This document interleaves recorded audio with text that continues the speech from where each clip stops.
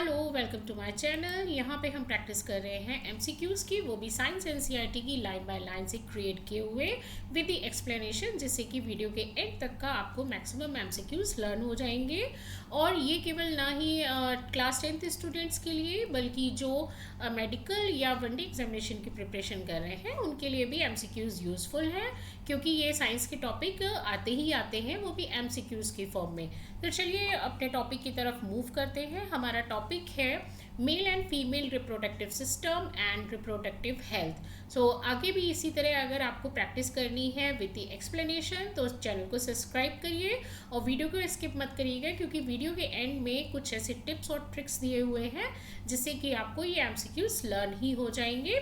तो इसमें ये कुछ की पॉइंट्स हैं चैनल के जो कि इसको स्पेसिफिक बनाते हैं, तो सब्सक्राइब करना मत भूलिएगा। अब मूव करते हैं हम अपने पहले क्वेश्चन की तरफ। Which organ produce sperm in human mails? इसमें ये पूछ रहे हैं इनमें से कौन सा ऑर्गन है जो मेल ह्यूमन में स्पर्म्स प्रोड्यूस करता है। ए है यूरेथ्रा, बी है टेस्टिस, सी है स्क्रोटम एंड डी है यूरेटर। तो याद रखिए मेल ह्यूमन में स्पर्म्स कहाँ बनते हैं? आंसर है हमारा B, testes, right? So testes are the male reproductive organ that produce sperms and the hormone testosterone. ये जो testes ही है, यहीं से ही testosterone होता है, डेवलप रिलीज होता है। आपने अगर मेरा इसका पहला वीडियो देखा होगा तो आपको पता होगा कि ये सेकेंडरी सेक्सुअल कैरेक्टर में यूज़फुल होता है, उन्हीं उसमें उसके डेवलपमेंट में, राइट। तो यहाँ पे टेस्टिस जो है वो स्पर्म भी प्रोड्यूस करता है और टेस्टोस्टेरोन भी, जो कि सेकेंडरी सेक्सुअल डेवलपमेंट में वर्क करता है। नेक्स्ट है where are the sperm stored temporarily, मतलब जो स्पर्म्स बनते हैं और वो टेम्परली कहाँ स्टोर किए जाते हैं, किस ऑर्गन में? ए यूरेथ्रा, बी एपिडिडाइमस, सी है किडनी एंड डी है यूरेथ्रा। तो ध्यान से पढ़ लीजिए इसको। स्पर्म्स जो हैं रिलीज होते हैं, बट जब रिलीज नहीं होते हैं तो वो कहाँ स्टोर किए जाते हैं? सो आंसर है हमारा बी, इपिडिडाइमस, राइट। ये देखिए, ये है इपिडिडाइमस जो कि स्क्रोटम फॉर्म करता है और टेस्टिस के ऊपर ही बिल्कुल ओवरलैप होता है। सो टेस्टिस यहाँ पे बनते हैं और बनने के बाद यहाँ पे टेम्परली स्टोर कर दिए जाते हैं जब तक उनको रिलीज नहीं किया जाता। सो epididymis is a coiled tube where the sperms mature are stored temporarily. Next है which organ is known as worm? Worm किसको बोला जाता है? ए है ओवरी, बी है यूटरस, सी है फेलोपियन ट्यूब एंड डी है सर्विक्स। तो यहाँ पे वर्म किसको बोलते हैं? आंसर है हमारा b, uterus. Uterus is known as a वर्म। यूटरस इज कॉल्ड दी वर्म because the baby develop there. यहाँ पे देखिए, ये जो एक्सप्लेनेशन है ना, ये आपके जो एग्ज़ाम है एकेडमिक क्लास 10th के, उनमें फिलअप्स और ट्रू फॉल्स के लिए भी यूज़फुल है। आपको ये मिस कर देंगे और ये पूरा स्टेटमेंट यहाँ से यहाँ तक दे देंगे। So you have to fill the uterus, okay. तो इसलिए ये एक्सप्लेनेशन है ताकि आप इससे अपने वेरी शॉर्ट आंसर्स भी कवर कर सकते हैं। तो और ये पिक्चर जो है वो आपके माइंड में बिल्कुल सेट हो जाएगी कि आपने ये चीज़ विजुलाइज की है, देखी हुई है, तो एटलीस्ट होता क्या है, राइट। तो ये है uterus, that is called the वर्म। नेक्स्ट है what is a function of scrotum? Scrotum का फंक्शन क्या है? A produce hormones, B store urine, C maintain temperature of testis and D produce sperm. देखिए, अभी तो आपको पता है कि यहाँ पे टॉपिक का नाम क्या है, तो आप इजी लगा लेंगे, बट वहाँ पे ना आपको पूरा सिलेबस दिया जाता है और कोई भी टॉपिक का नाम स्पेसिफिक नहीं होता। तो ये याद रख लीजिए, आपको बिल्कुल सटीक आंसर याद होना चाहिए, राइट। क्योंकि अगर आपने बिल्कुल एग्जैक्ट आंसर नहीं याद किया है तो आप वहाँ पे इतने सारे ऑप्शन देके कंफ्यूज हो जाओगे कि आपने पढ़ा क्या था, राइट। तो यहाँ पे स्क्रोटम का मेन फंक्शन क्या है? देखिए, स्क्रोटम एक तो वो था जहाँ पे आपको जो टेस्टिस डेवलप कर रहा था, और स्क्रोटम टेस्टिस के उसमें ही आता है। सो यहाँ पे एक produce hormone, store urine, maintains the temperature of testis and D है प्रोड्यूस स्पर्म। तो स्क्रोटम का फंक्शन याद कर लीजिए। स्क्रोटम करता क्या है? maintain the temperature of testes, right? So the scrotum keeps the testes slightly cooler than the body temperature which is necessary for the sperm production. अगर ज़्यादा हीट होगी तो स्पर्म का प्रोडक्शन नहीं होगा, स्पर्म्स वहीं डेड हो जाएंगे. तो स्क्रोटम का मेन फंक्शन होता है कि टेस्टिस के टेम्परेचर को मेंटेन करना, बैलेंस करना. नेक्स्ट है, which part of the male reproductive system carries sperms from testis.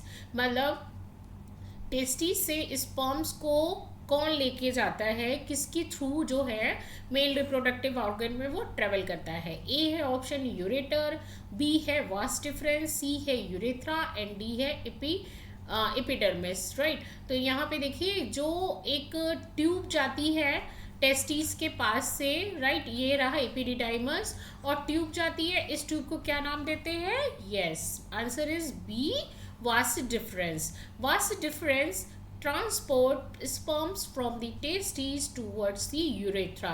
ये रहा आपका वास डिफरेंस जो कि कन्वोल्यूटेड है, मतलब अगर कि कॉइल्ड है तो इसे कन्वोल्यूटेड बोलेंगे. और ये स्ट्रेट है, ये एक ट्यूब है जो कि डायरेक्टली कहाँ से मिलती है? यूरेथ्रा से. नेक्स्ट है, मेंस्ट्रुएशन अकर्स व्हेन. मेंस्ट्रुएशन कब होता है? A, egg is fertilized, B, pregnancy begin, C है uterine lining breaks down and D है ओवरी रिलीज मैनी एग्स. तो मेंस्ट्रुएशन कब होता है? याद कर लीजिए, answer is C, uterine lining breaks down. Okay, if the fertilization does not occur, मतलब फर्टिलाइजेशन मीन्स स्पर्म्स और ओवा फ्यूज नहीं हुए हैं, फर्टिलाइजेशन नहीं हुआ है. The thick uterine linings break, ये जो थिक यूटेराइन लाइनिंग है ये ब्रेक हो जाती है and release the menstruation. Next है, human males generally produce. Human males generally produce A, 1 sperm monthly, B, millions of sperms daily, C, 1 sperms yearly and no sperms after puberty. तो देखिए ये वाला तो आंसर बिल्कुल ही क्रॉस है. 1 sperm yearly ये भी क्रॉस है, तो इन दोनों में आपको देखना पड़ेगा. सो आंसर है हमारा b, millions of sperms daily. Okay, मैंने बोला कि अभी आपको कि बिल्कुल एग्जैक्ट आंसर याद होना बहुत ज़रूरी है. The testes continuously produce millions of sperms after puberty. Next है, the tube through which urine and semen pass in the male is. जो ट्यूब होती है उसको क्या बोलते हैं जिसके थ्रू यूरिन और सीमेन पास होता है? ए है वास डिफरेंस, बी है यूरेटर, सी है यूरेथ्रा एंड डी है फैलोपियन ट्यूब. सो फैलोपियन ट्यूब मेल में नहीं होता है, फीमेल में होता है. सो इसका आंसर है हमारा urethra, right. It is a common passage of urine and the semen in males, right. तो ये है वास डिफरेंस जो लेके आती है और ये फिर रिलीज कर देती है. नेक्स्ट है, which structure protect the testis. Testis को प्रोटेक्ट कौन करता है? ए है फैलोपियन ट्यूब, बी है स्क्रोटम, सी है यूरेथ्रा एंड डी है एपिडिडाइमस. देखिए प्रोटेक्शन की बात हो रही है, स्टोर की बात नहीं हो रही है, प्रोटेक्शन की बात हो रही है और कवरिंग की भी बात नहीं हो रही है. तो ध्यान दीजिएगा प्रोटेक्ट कौन करता है. तो यहाँ पे फैलोपियन ट्यूब तो हमारा आंसर नहीं हो सकता क्योंकि ये होता है फीमेल्स में. सो आंसर है हमारा स्क्रोटम. कौन प्रोटेक्ट करता है? स्क्रोटम. देखिए प्रोटेक्शन है और इसी से स्क्रोटम है, तो इसको याद कर लीजिए, स्क्रोटम और प्रोटेक्शन. सो यहाँ पे scrotum is a pouch like structure that protects the testis and regulate their temperature. देखिए ये टेस्टिस है और यहीं से वास डिफरेंस गई हुई है और ये पूरा स्ट्रक्चर है स्क्रोटम का जिसके अंदर जो टेस्टिस हैं वो सिक्योर रहते हैं. नेक्स्ट है, which reproductive organ is present in pair in female. Pair में कौन सा रिप्रोडक्टिव ऑर्गन प्रेजेंट होता है? ए है यूटेरस, बी है सर्विक्स, सी है ओवरीज एंड डी है स्क्रोटम. सो स्क्रोटम तो ऑप्शन में है ही नहीं हमारे, मतलब कोई क्यों में ही नहीं है क्योंकि ये मेल में होता है, यहाँ पे फीमेल का पूछ रहे हैं. सो आंसर है हमारा ovaries. Ovaries are in pair in females. Females have 2 ovaries, 1 of each side of the uterus. This is ये ट्राइंगल शेप है, ये यूटेरस है और ये 2 ओवरीज हैं and this is a fallopian tube. Next है, the movement of the sperms towards the egg occur in. जो movement of sperm होता है मतलब sperms का egg की तरफ वो कहाँ पे होता है? ए है यूटरस, बी है ओवरी, सी है फैलोपियन ट्यूब एंड डी है किडनी। सो किडनी तो रिप्रोडक्टिव ऑर्गन में नहीं आती है। ओके, सो यहाँ पे देखिए आंसर आपको टिक करना है फैलोपियन ट्यूब। क्यों? क्योंकि जो मूवमेंट होता है स्पर्म्स का तो वो यहाँ से शुरू होके फैलोपियन में आता है, और ओवरी भी अपने एग रिलीज करके यहाँ पे करती है। जब तक ये रीच होता है, अगर यहाँ पे स्पर्म्स आया है तो फ्यूज़न होगा और जाइगोट और एम्ब्रियो बनेगा, फिर इसको यूट्रस में ट्रांसप्लांट कर दिया जाता है। बट जब नहीं है तो वहाँ पे कुछ भी कोई जाइगोट नहीं बनेगा। तो the sperms travel through the female reproductive tract to the fallopian tube where the fertilization occur. जब फैलोपियन ट्यूब में ही आएगा तभी तो फर्टिलाइजेशन होगा। नेक्स्ट है the embryo gets nutrition from the. Embryo को न्यूट्रिशन कौन देता है? ए है स्क्रोटम, बी है प्लेसेंटा, सी है एपिडिडाइमस, डी है यूरेथ्रा। तो यहाँ पे याद रख लीजिए एम्ब्रियो मतलब एम्ब्रियो क्या, जो फर्टिलाइजेशन के बाद फर्टिलाइजेशन यानी कि फ्यूज़न हुआ है और उसके बाद क्या बनता है? जाइगोट। जाइगोट के बाद क्या बनता है? एम्ब्रियो। राइट, तो एम्ब्रियो को यहाँ पे न्यूट्रिशन कौन देगा? सो आंसर है हमारा बी, प्लेसेंटा। प्लेसेंटा ये एक तरीके की ट्यूब होती है जो यूट्रस वॉल से कनेक्ट होती है एम्ब्रियो में, और जैसे जैसे जो कुछ भी मदर लेती है ऑक्सीजन और फूड जितना भी न्यूट्रिएंट्स होता है वो इसी ट्यूब के जरिए जो होता है एम्ब्रियो को मिलता है, और एम्ब्रियो डेवलप होते होते होते होते इस फॉर्म में आ जाता है। So placenta provide food and oxygen to the developing embryo. Next है reproductive health mean. Reproductive health का क्या मतलब है? A, absence of diseases only, B, proper functioning of reproductive organ and overall well being, और C है only physical fitness, D है eating healthy food.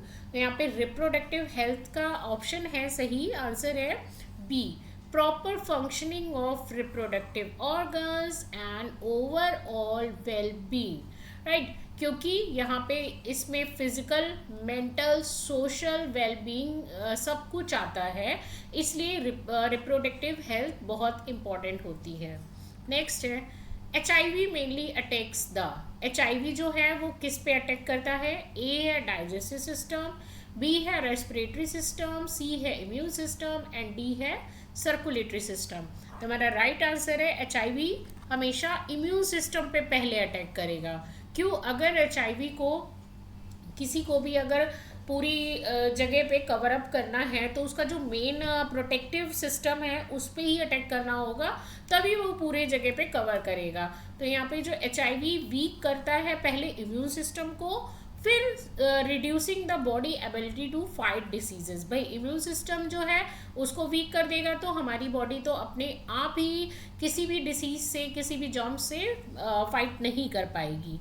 Next है which disease is sexually transmitted. इसमें sexually transmitted कौन सी disease है? ए है malaria, B है ट्यूबरकुलोसिस, सी है एड्स एंड डी है टाइफाइड। ओके, सो आंसर है हमारा C, AIDS. AIDS is a viral disease that is spread by the HIV virus, और ये एक सेक्सुअली ट्रांसमिटेड डिसीज भी है। ओके, भी का मतलब है मतलब और भी चीज़ों से फैलता है, but sexually transmitted disease caused by HIV ये भी है।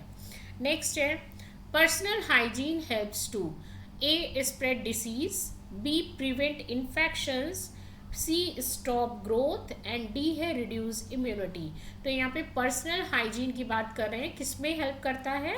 सो आंसर है हमारा प्रिवेंट इन्फेक्शन। अगर आप अपने आप को साफ सुथरा रखते हैं, हाइजीन का ध्यान रखते हैं, प्रॉपर ब्रश करते हैं, प्रॉपर बाथ करते हैं, अपने क्लोथ्स को साफ़ सुथरा रखते हैं और प्रॉपर हैंड वॉश करते हैं, तो ये क्या है? सारा का सारा पर्सनल हाइजीन में आता है।